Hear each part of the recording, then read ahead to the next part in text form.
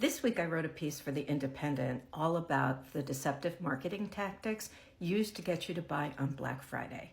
I'm Professor Einstein. I'm a former TV and advertising executive turned marketing critic. Let me go through some of those things and they may help save you some money. First off, they lure you with deception. Now, this is one of the things that marketers do all the time. They want you to spend lots and lots of time online because the more time you spend online, the more information they have about you that they can then sell to advertisers. But never forget that that data is being used against you.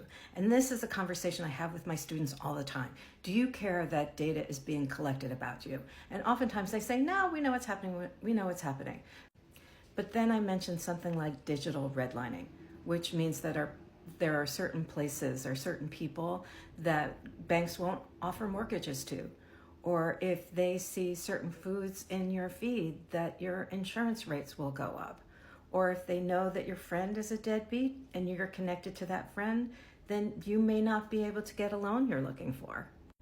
This can also come into play when you're looking for a job. Your feed determines what will be sent to you, and maybe you're looking for a particular opportunity, and that opportunity will never end up in your feed based on the data that's been collected about you. Now, the deception in terms of Black Friday works in a couple of ways. One, the particular products that are being sold may be things that are discontinued, so it's almost impossible to figure out whether or not you're actually getting a sale.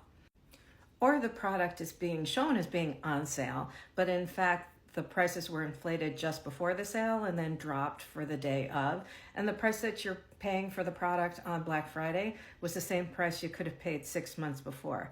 And what's funny is I used to make fun of my sister that she shopped for the holidays all year long. If she saw something that somebody liked, then she would just pick it up from them, thinking, oh, I'll give this to them at the holidays. Turns out she was right. Another tactic is, of course, rage. We know all about rage farming, and we know that influencers use this tactic in order to keep people connected to their phones. Well, the same thing works for marketers. The longer you stay connected to your phone, the more it gins up your anxiety. Well, while your anxiety is getting pushed and pushed and pushed and pushed, it's also looking to be relieved. So what do people often do in order to relieve that anxiety? They spend money. That's intentional.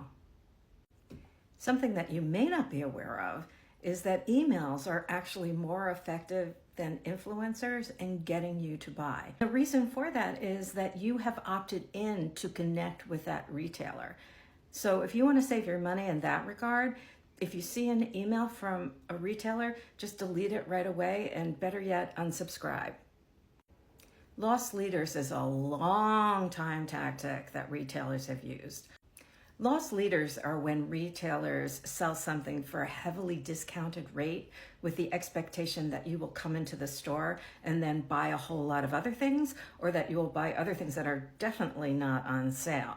So that Walmart might sell eggs for $1, and if you've gone through the trouble to drive to the mall and park your car and goodness sakes, fight other people for Black Friday, you're probably going to buy other things. The other way this works is what I talk about as the razor blade issue, but it works in terms of more high-end products. So Sony, for instance, sold their PlayStation for $499, which sounds like a lot of money, but they actually took a hit on it. But they were willing to do that because they knew that people have to buy the games to go along with it, and ultimately their revenues would be fine. One last thing if you're planning to shop online, and that is that this technology is designed for you to think fast. That is, think with your emotions, right? And in fact, really not think. And what that has done is collapse the time between when you find out about a product and when you have an opportunity to buy. And that's by design. If you had the opportunity to see a commercial, get in a car, drive to the store, and then say, you know what? I really can't afford $150 on that pair of sneakers. You would have the time and space to think about it. The internet is created for you not to think about it, for you to push the button and buy. What I really recommend for you at this time is to take a breath, think about whether or not you really need the thing you are buying, either for you, for your wallet, or for the planet, because all of those things could be affected.